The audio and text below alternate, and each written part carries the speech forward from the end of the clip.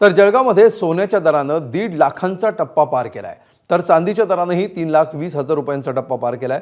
अमेरिकेचे राष्ट्राध्यक्ष Donald Trump यांनी अनेक देशांवर टॅरिफ लावल्यामुळे तसंच अनेक देशांमध्ये युद्धजन्य परिस्थिती निर्माण झाल्यामुळे सुरक्षित गुंतवणूक म्हणून अनेक देशांनी सोनं आणि चांदीमध्ये मोठ्या प्रमाणावर गुंतवणूक केली आहे। त्यामुळे सोन्याचे आणि चांदीचे दर उच्चांकी पातळीवर जाऊन पोहोचलेत। चांदीचे भाव जवळजवळ 24,000 रुपयाने वाढलेले आहे। 3,18,000 रुपये चांदीचा आज भाव आहे। सोन्या चांदीचे भाव वाढायचे जे कारण आहे जिओपॉलिटिकल टेन्शन जे सातत्याने सुरू आहे।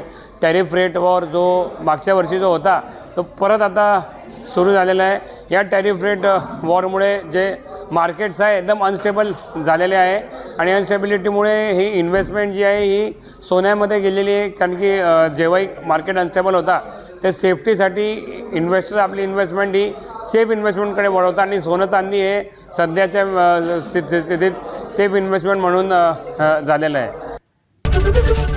एबीपी माझा, उघडा डोळे बघा नीट।